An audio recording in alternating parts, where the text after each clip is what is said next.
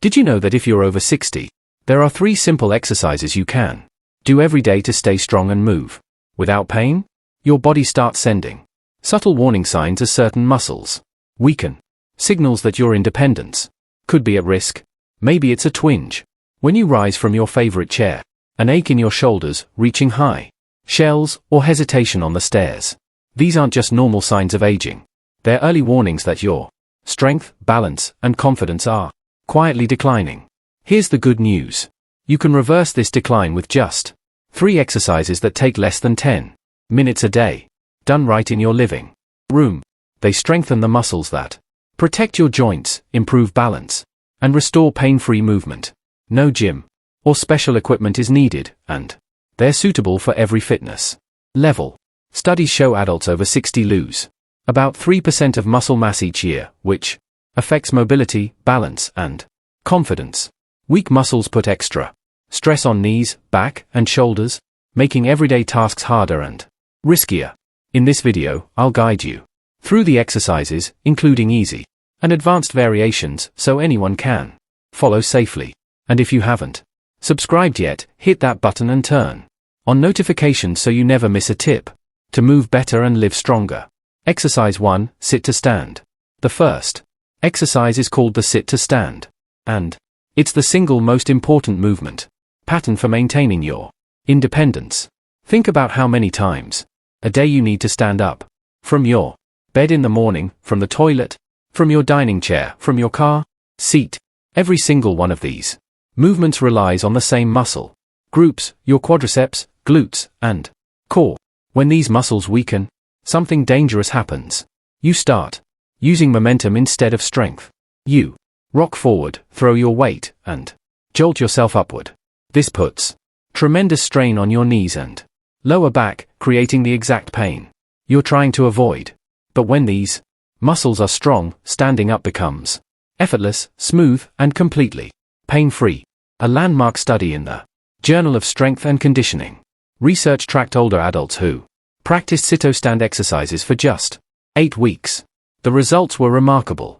Participants showed a 30% improvement in lower body strength, significant reduction in knee pain, and most importantly, they reported feeling more confident and independent in their daily activities. Here's how to perform the sit to stand correctly. Find a sturdy chair, one without wheels, and sit toward the front edge with your feet flat on the floor about hip width apart. Your feet should be positioned slightly behind your knees. This is crucial because it puts you in the optimal position to engage your leg muscles rather than straining your back. Before you begin, take a deep breath in through your nose. As you prepare to stand, lean your chest slightly forward, keeping your back straight, not rounded. This forward lean shifts your center of gravity over your feet, which is exactly where it needs to be. Now, as you exhale through your mouth, press through your heels and engage your leg muscles to lift yourself up. Imagine you're pushing the floor away from you rather than pulling yourself up with your upper body. At the top, stand fully upright. Squeeze your glutes gently and hold for just 1 second. Then, as you inhale, again, slowly lower yourself back down with control. Don't just drop into the chair. This lowering phase, what exercise scientists call the eccentric phase, is actually where most of the strength building happens. Control is everything here. If you're finding this challenging, and many people do at first, here is some modification. Place a cushion or folded towel on the chair to raise the height. The higher you start, the easier the movement becomes. You can also use your hands on the armrests or on your thighs for light assistance, but try to do less and less of this as you get stronger. The goal is to let your legs do the work. Start with 3 sets of 8 to 10 repetitions, 3 times per week. As you build strength over the coming weeks, you can increase to 12 or 15 repetitions. Some of my clients have progressed to doing this exercise with their arms crossed over their chest, which removes any temptation to use the hands and really challenges those leg muscles. The common mistakes I see are standing up too quickly, which uses momentum instead of muscle strength, letting the knees collapse inward during the movement, which can strain the joint, rounding the back instead of hinging at the hips, and forgetting to breathe, which actually reduces your power and stability.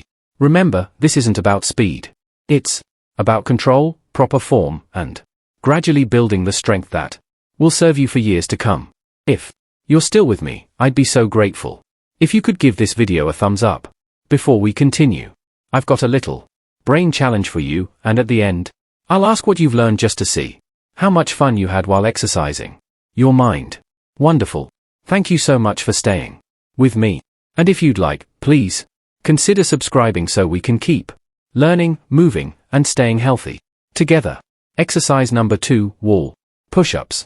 The second exercise is the wall push-up, and this movement is absolutely essential for upper body strength and protecting your shoulders. Research published in the Journal of Physical Therapy Science demonstrated that upper body strengthening exercises, particularly push-up variations, significantly improve posture, reduce shoulder pain, and enhance functional capacity in older adults. The participants in this study reported less pain during daily activities and greater ease in tasks requiring upper body strength. Here's how to perform a wall push-up with perfect form. Stand facing a wall about an arm's length away. Place your hands flat against the wall at shoulder height and slightly wider than your shoulders. Your fingers should point upward or slightly outward, whatever feels most comfortable for your wrists. Step your feet back just 6 to 12 in. The farther back you step, the more challenging the exercise becomes, so start conservatively. Your body should form a straight line from your head to your heels. This is critical. Engage your core muscles gently as if someone were about to poke your stomach and you wanted to brace for it.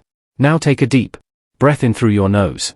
As you exhale through your mouth, slowly bend your elbows and bring your chest toward the wall.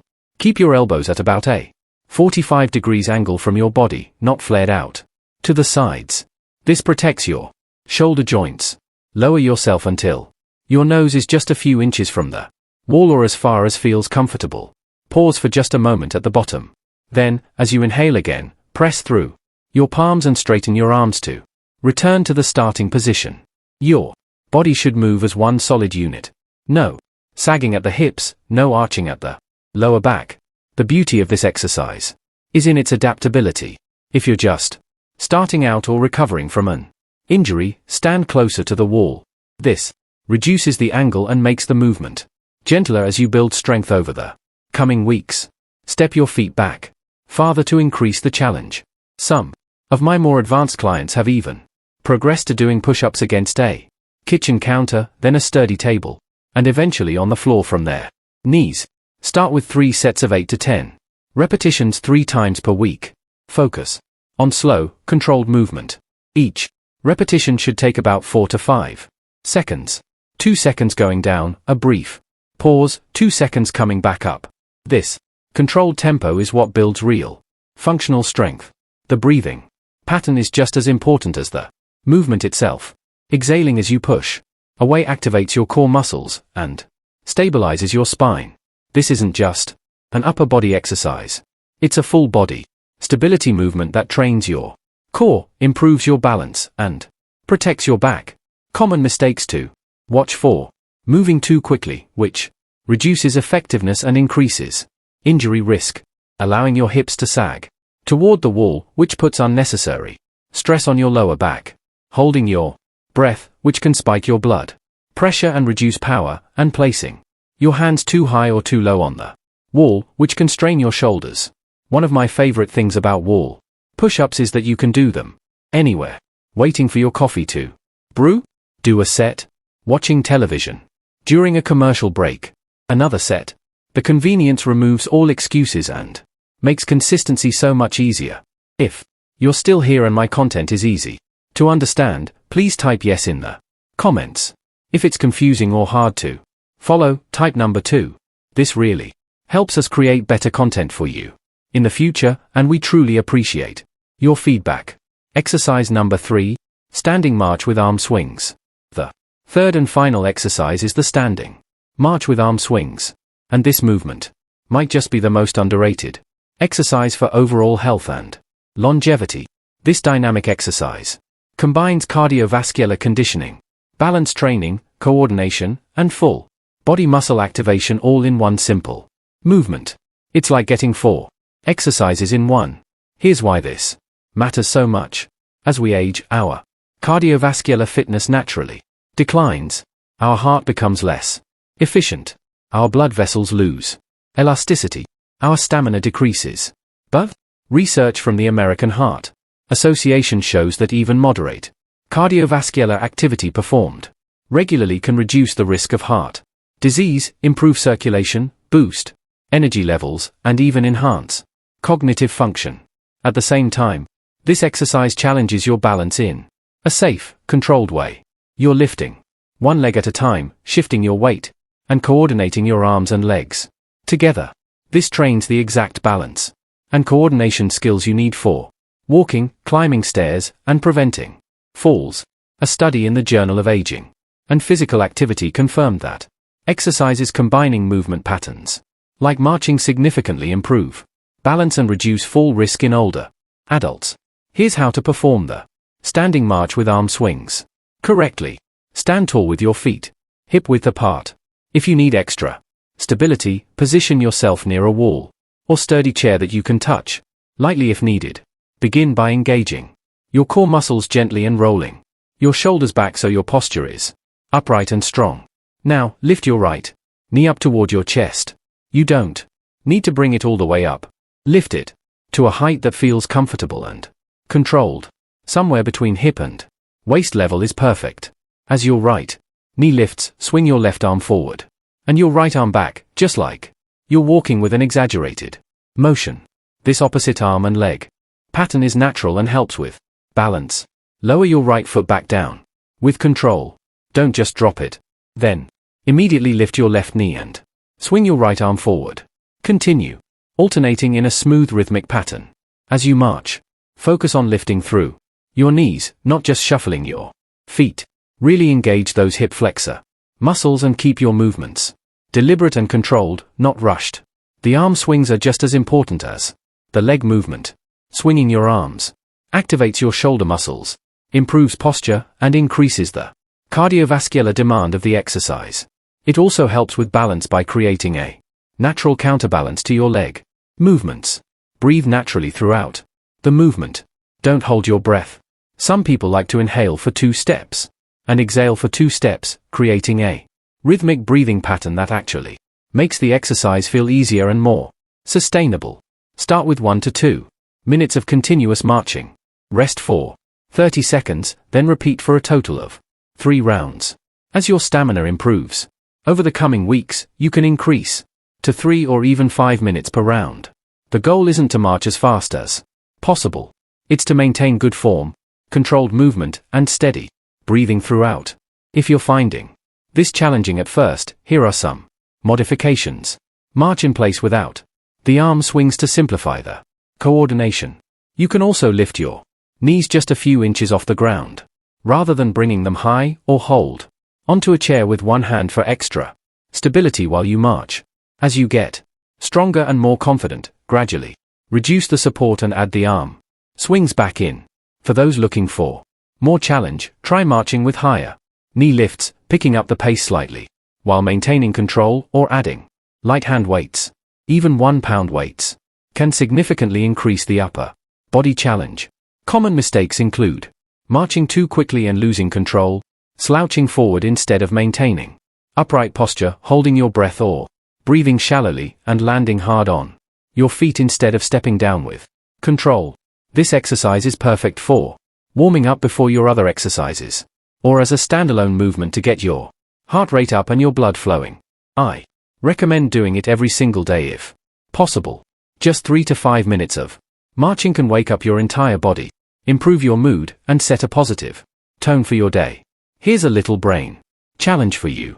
When starting wall push-ups, how many repetitions should you aim for at your starting point?